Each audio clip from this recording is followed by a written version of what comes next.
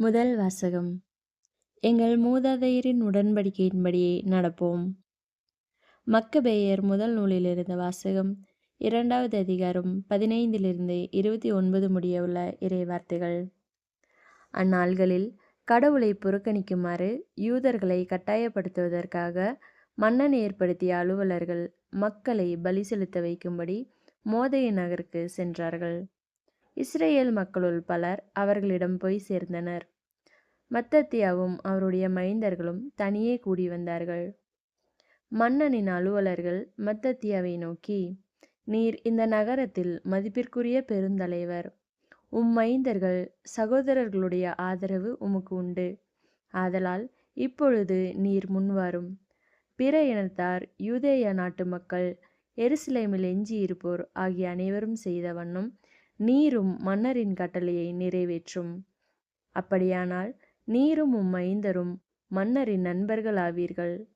பொன், வெள்ளி மற்றும் பல்வேறு பரிசுகளால் சிறப்பிக்க பெறுவீர்கள் என்று கூறினார்கள்.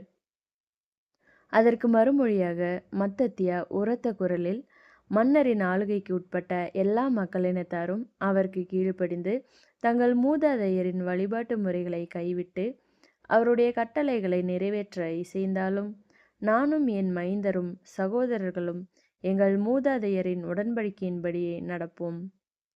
திருச்சட்டத்தையும் அதன் விதிமுறைகளையும் நாங்கள் கைவிட்டு விடுவதை கடவுள் தடுத்தருள்வாராக. மன்னரின் கட்டளைகளுக்கு கீழ்ப்படிய மாட்டோம். எங்கள் வழிபாட்டு முறைகளினின்று சிறிதும் பிறழ மாட்டோம் என்று கூறினார்.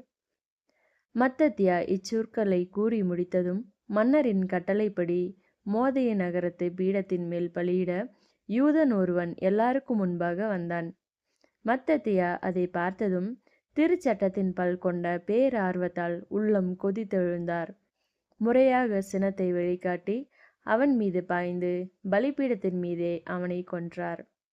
அதே நேரத்தில் பலியிடும்படி மக்களை வற்புறுத்திய மன்னனின் அலுவலனை கொன்று பலிபீடத்தையும் இடித்து தள்ளினார். இவ்வாறு சாலோவின் மகன் சிம்ரிக்கு பினகாசு செய்தது போல் திருச்சட்டத்தின் பால் தாம் கொண்டிருந்த பேரார்வத்தை மத்தத்தியா வெளிப்படுத்தினார். பின்னர் மத்தத்தியா நகரெங்கும் சென்று, திருச்சட்டத்தின் பால் பேரார்வமும் உடன்படிக்கை மீது பற்றுறுதியும் கொண்ட எல்லாரும் என் பின்னால் வரட்டும் என்று உரத்த குரலில் கத்தினார். அவரும் அவருடைய மைந்தர்களும் நகரில் இருந்த தங்கள் உடைமைகளை எல்லாம் விட்டுவிட்டு மலைகளுக்கு தப்பியோடினார்கள். அப்போது நீதி நேர்மையை தேடிய பலர் பாலை நிலத்தில் தங்கி வாழச் சென்றனர். ஆண்டவரின் அருள்வாக்கு. கிறிஸ்துவே உமக்கு புகழ். பதிலுரை பாடல். பல்லவி. தம் வழியை செம்மைப்படுத்துவோர் கடவுள் தரும் மீட்பை கண்டடைவர். தெய்வங்களுக்கெல்லாம் இறைவனாம் ஆண்டவர் பேசினார். கதிரவன் எழும் முனை நின்று மறையும் முனை வரை பறந்துள்ள உலகை தீர்ப்பு பெற அழைத்தார். எழிலின் நிறைவாம் சீயோனி நின்று ஒளி வீசி மிளிர்கின்றார் கடவுள். பல்லவி. தம் வழியை செம்மைப்படுத்துவோர் கடவுள் தரும் மீட்பை கண்டடைவர். பலியிட்டு என்னோடு உடன்படிக்கை செய்து கொண்ட என் அடியார்களை என் முன் ஒன்று கூட்டுங்கள். வான்வெளி அவரது நீதியை எடுத்து எம்பும். ஏனெனில் கடவுள்தாமே நீதிபதியாய் வருகின்றார். பல்லவி. தம் வழியை செம்மைப்படுத்துவோர் கடவுள் தரும் மீட்பை கண்டடைவர். கடவுளுக்கு நன்றி பலி செலுத்துங்கள். உன்னதற்கு உங்கள் நேர்ச்சைகளை நிறைவேற்றுங்கள்.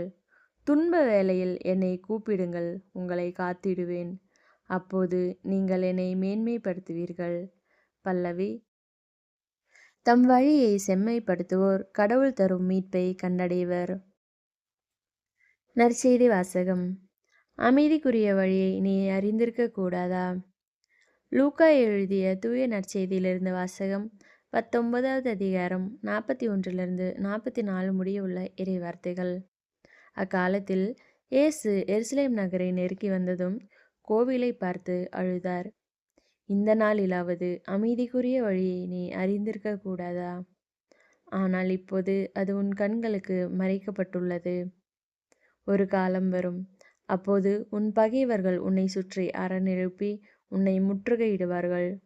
உன்னையும் உன்னிடத்தில் உள்ள உன் மக்களையும் எப்பக்கத்திலும் இருந்து நெருக்கி அழித்து உன்னை தரைமட்டமாக்குவார்கள்.